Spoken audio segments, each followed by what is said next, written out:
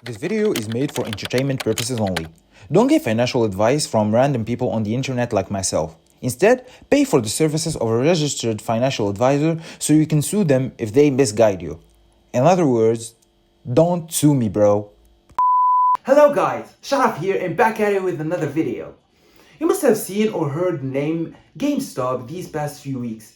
And if you have been riding the wave since it has been starting, it must have felt like riding the roller coaster. Going from broke to millionaire to broke again to millionaire again. And the ride is still not over yet. These past few weeks have seen incredible amount of volatility and insane price movements.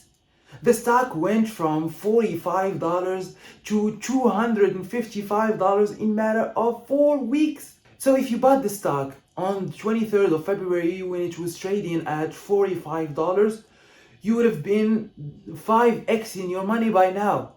And for all of you out there sitting on the sidelines, trying to understand and wrap your head around the madness that has been going on and understand whether or not to dump all your life savings, sell your house, sell your car and buy this thing and diamond hand this thing till the moon, or you think it will plummet the second you buy in, I got you all covered. All I ask for in return is diamond handing the like button by turning it blue. It's totally free and it helps me out a lot. With that out of the way, let's get into it. Come on! It all started on July of 2019 when a user on Reddit named DeepFNValue posted a full article on GME presenting his thesis and how he thinks that the stock is heavily shorted to a point that is not sustainable anymore. And he staked more than $100,000 of his own money betting that the stock will skyrocket. Wait a minute. Shorting? Options? What are you talking about? All in due time, my friend. I'll explain it all. I promise not to get too technical and try not to bore all of you out there like me with a concentration span of 1 second. Shorting a company is basically betting that the stock price of that company would go down in value on a set amount of time. How it works is like this. Say I want to short GameStop. So I think that GameStop is going down in value in a set amount of time, say 6 months. What I do is go out there and look for someone who has the stock. So maybe you already have the stock. I go to you and borrow the stock from you for interest payment and promise you that I'll give back to you your stock in a set amount of time, maybe 6 months. So what I do is when I get that stock, I sell it immediately and get today's pricing and hold on to the money until the stock plummets in value and hopefully rebuy that stock for a whole lot cheaper. Then I'll give you back your stock and get that money. So where's the catch? The thing is, if 6 months went by and the stock price didn't go down, or worse, it went up in value, I'm gonna have to come up with the stock I owe you one way or another. So I'm gonna be forced to buy that stock no matter what the price of that day to give you back your stock. So say the stock price went from $10 when I got it from you to say $50. I'm losing $40 of money that I probably don't even have. There is no limit to the amount of money that you could lose. Well, isn't this practice used everywhere? What's particular about GME? And what did DeepFNValue realize that everyone else didn't? What happened with GME is the stock was so heavily shorted. In fact, when I borrowed that stock from you and sold it to that guy, no one prevented me from borrowing that same stock and reselling it to another guy and borrowing that same stock and selling it to another person. So the same stock would have been shorted 3 times. That is exactly what happened when hedge funds shorted this company. Namely, a hedge fund called Melvin Capital that shorted the company so much that the amount of shorted stocks out there exceeded the amount of available stocks of the company. Deep F in Value realized this, and even more, he realized that these hedge funds would have to bet against each other sometime in the future, trying to get these stocks to give them back to their owners.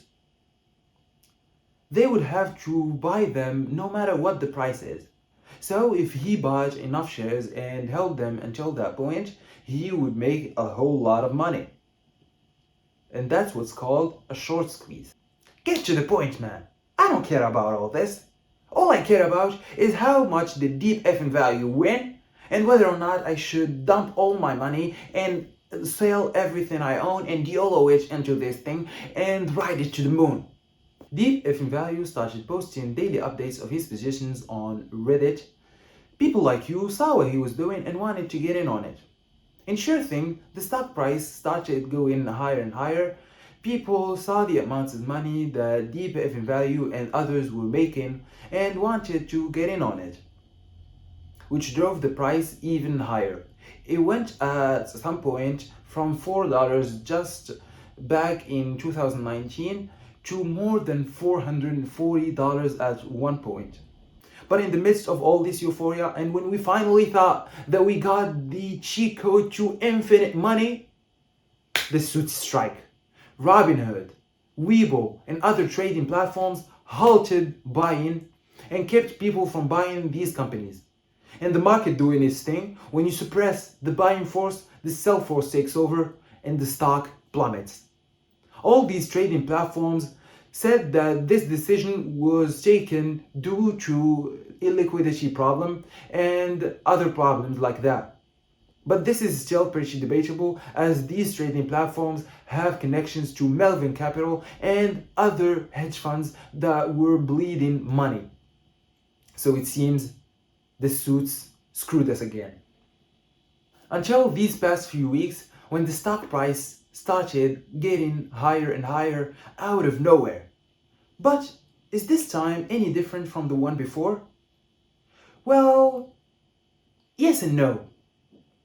There are some good news behind these past few weeks' movement.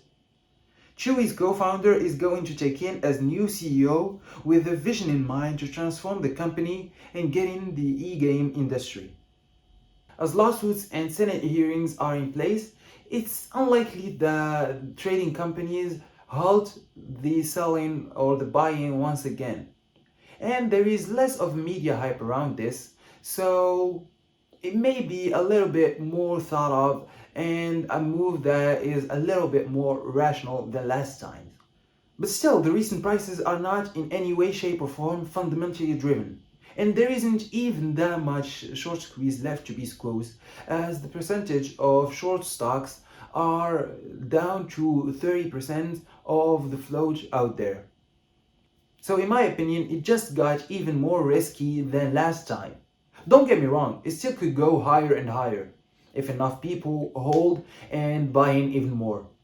But to realize any gains, you have to sell at some point, and I fear that people would start betting against each other to the downside, trying to dump their shares, and it would become a musical chair, and you definitely don't want to be the one standing when the music stops.